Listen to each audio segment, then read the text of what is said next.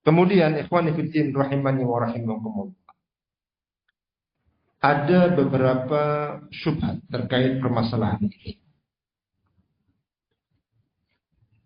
Di antaranya adalah pernyataan tidak menerima bimbingan ulama secara terang-terangan. Jadi ada pihak-pihak tertentu tidak mau menerima bimbingan ulama karena klaim kami lebih tahu tentang kondisi negeri kami. Kami telah mengetahui kebenaran sehingga tidak perlu bertanya lagi kepada ulama.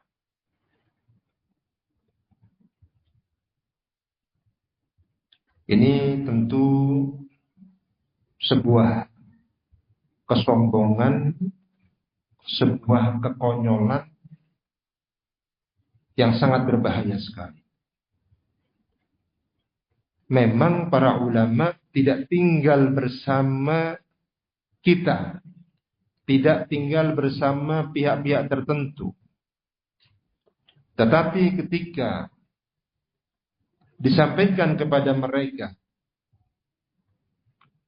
berbagai problem yang terjadi dengan data-datanya yang lengkap, gambarannya yang utuh, maka mereka dengan keilmuan yang luas bisa mendudukkan masalah-masalah tersebut secara proporsional, secara adil, dibangun di atas dalil baik dari Al-Quran maupun As-Sunnah.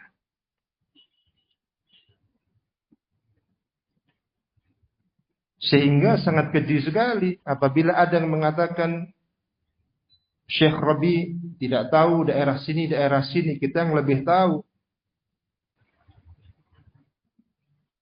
Permasalahannya bukan permasalahan geografi, tahu daerah ataupun tidak. Ini masalah agama. Masalah agama. Peristiwa Al-Qadariyah salah satu contohnya. Sahabat Abdullah bin Umar tidak berada di Basrah.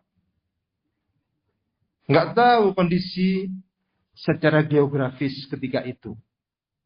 Tetapi ketika Yahya bin Ya'mur dan Humaid al-Himyari datang bertemu kepada beliau, menyampaikan kondisi yang terjadi demikian dan demikian, maka beliau dengan keilmuan yang luas bisa menyimpulkan apa yang terjadi dan memberikan bimbingan yang tepat. Dibawakan dalil-dalilnya, dalam hal ini adalah hadis Jibril. Demikianlah kondisi para ulama dari masa ke masa. Sehingga apabila kemudian dinyatakan kami telah mengetahui kebenaran sehingga tidak perlu bertanya kepada ulama, maka ini suatu kesombongan. Sementara hakikat kebenaran adalah ketika menimbangnya dengan ilmu.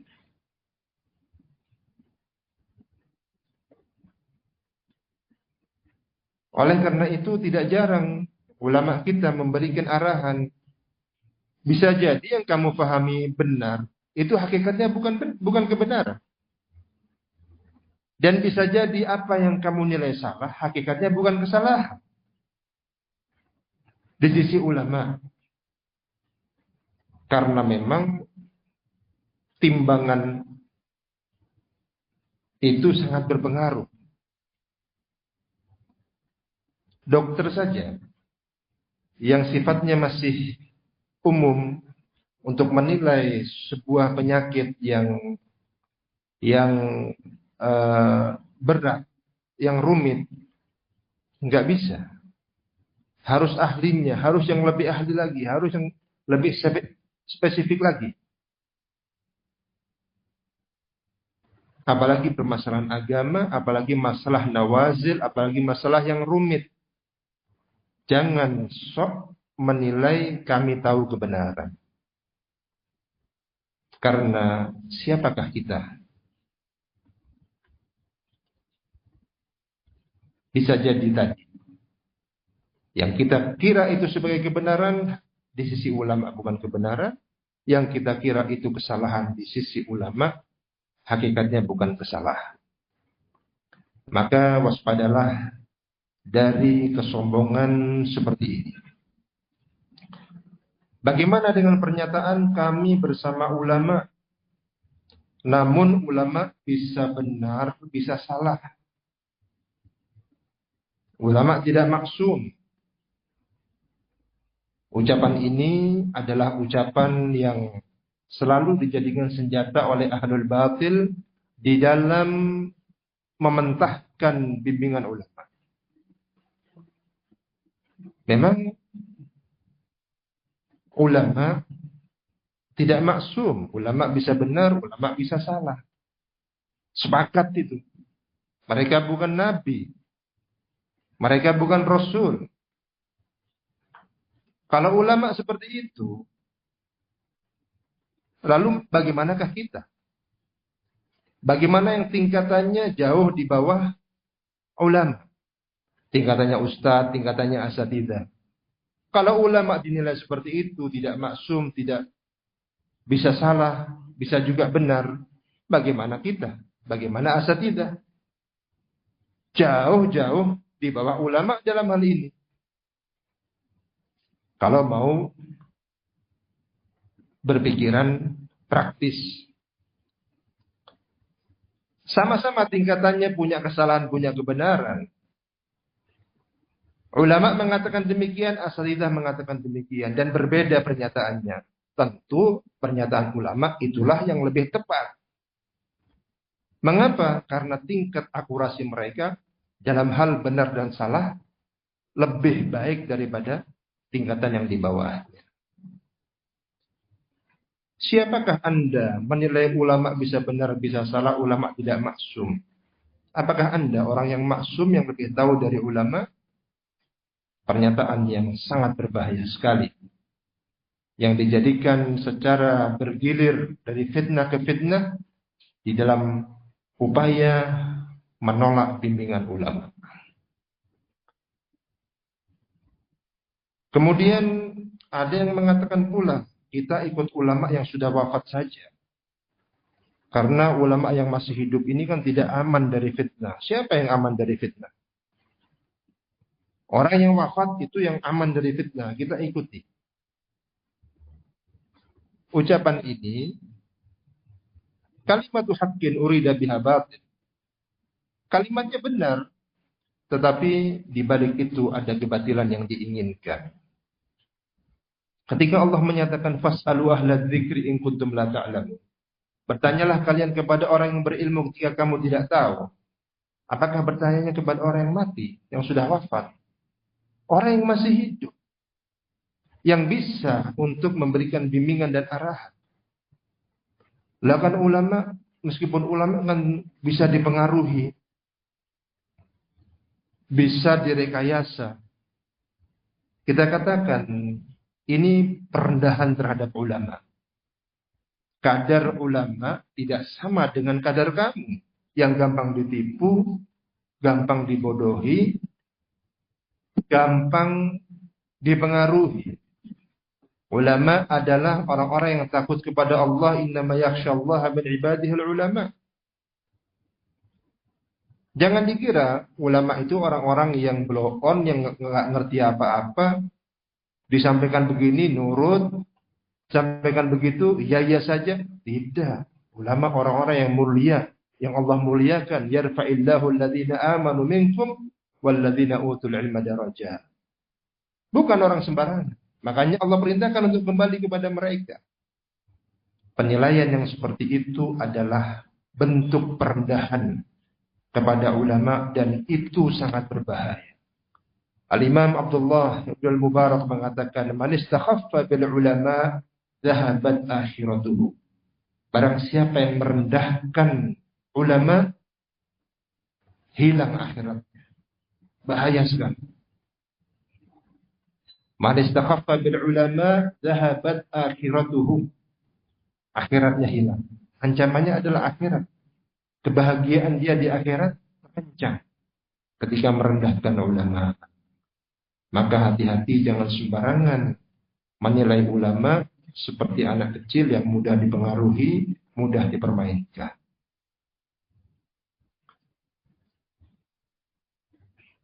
Apakah cukup dikatakan bersama ulama dengan sebatas membaca dan mengajarkan kitab-kitab mereka? Membaca dan mengajarkan kitab-kitab mereka bagian dari bersama ulama. Namun di masa-masa fitnah harus lebih dilengkapi lagi, lebih rinci dan detail lagi dengan mengikuti bimbingan mereka. Jangan sampai kemudian hal ini dijadikan sebagai kamuflase. Satu sisi bimbingan dari Asy-Syaikh Fulan tidak mau diterima, dimentahkan, ditutupi. Tetapi supaya tidak mencolok, kitab-kitabnya dibaca yang tidak ada kaitannya dengan permasalahan yang ada. Ini politikus berusaha untuk mengkaburkan permasalahan. Maka jadilah bersama ulama hakikian secara hakiki. Membaca kitabnya, mengajarkan kitabnya, juga mengambil bimbingan dan arahannya. Merujuk kepadanya. Apabila hanya sebatas mengajarkan kitabnya, sebatas membacakan kitabnya, agar kemudian dinilai bersama ulama tersebut, maka masih ada bukti yang berikutnya. Apakah menjalankan bimbingan ulama tersebut atau tidak, terutama terkait fitnah yang sedang terjadi. Ditarik pada masa yang lalu, kelompok Jahmiyah terkait fitnah khalqul Quran. Al-Quran menurut klaim mereka adalah makhluk. Kelompok Jahmiyah juga mengatakan Al-Quran kalamullah. Al-Quran adalah kalamullah, perkataan Allah. Zahirnya bagus, berarti sama dengan Ahlus Sunnah. Al-Quran kalamullah, Al-Quran adalah perkataan Allah. Tetapi ada di balik itu, mereka mengatakan kalamullah, yang dimaksud dengan kalam di sini adalah makhluk. Adalah makhluk. Sama dengan Baitullah, rumah Allah dalam hal ini adalah Ka'bah, Kitabullah, Al-Quranul Karim, yang disandarkan kepada Allah, berarti makhluk. Karena hal ini muncul dan menipu umat, maka para a'immatus sunnah menambahkan Al-Qur'anu kalamullah ghairu makhluk. Al-Qur'anu kalamullah ghairu makhluk. Al-Qur'an adalah perkataan Allah, bukan makhluk. Sehingga terang benderang. Dan itulah ciri khas Ahlus Sunnah wal Jamaah. Ciri khas As-Salafiyah menyampaikan sesuatu dari agama ini secara terang benderang, berdasarkan dalil-dalilnya, berdasarkan dasar-dasarnya dan bimbingan ulamanya. Ketika Anda menjatuhkan sebuah vonis tertentu, sampaikan secara jelas dan gamblang, sampaikan hujah-hujahnya, dan siap untuk berdiskusi. Adapun tidak siap menyampaikan hujah-hujah dan dasar-dasarnya, maka bertobatlah kepada Allah Subhanahu wa ta'ala. Agama ini bukan permainan hawa nafsu kita. Dakwah ini bukan permainan kepentingan kita. Tetapi agama ini milik Allah, dakwah ini milik Allah. Hendaknya kita berjalan di bawah bimbingan Al-Quranul Karim, bimbingan sunnah Rasulullah SAW dan para sahabatnya, serta bimbingan para ulama rahimahumullahu jami'an. Dan yang terakhir, ada yang mengatakan kita bersama ulama namun terkadang mereka dikitari orang-orang yang jahat, para pendusta, orang-orang yang pandai untuk mengkondisikan sehingga bisa terpengaruh. Tadi sudah disinggung para ulama bukan orang-orang yang bodoh. Para ulama adalah orang-orang mulia, kapasitasnya luar biasa, keilmuannya, ketakwaannya, sehingga bertobatlah kepada Allah dari isu-isu murahan terkait ulama. Jangan sampai pernyataan ini dilakukan, diucapkan secara sadar ataupun tidak sadar, yang akan mengancam akhirat Anda. Sebagaimana tadi ucapan Al-Imam Abdullah bin Al-Mubarak, "Man istahaffa bil ulama, zahabat akhiratu." Barang siapa yang merendahkan ulama, maka akan hilang akhiratnya. Itulah mungkin apa yang dapat kami sampaikan dalam kesempatan yang semoga diberkahi oleh Allah Subhanahu wa taala ini, dan semoga apa yang kita pelajari pada kesempatan yang berbahagia ini Allah jadikan sebagai al-ilmu nafi' sekaligus sebagai pemberat hasanah kita di yaumul qiyamah kelak. Amin ya rabbal alamin.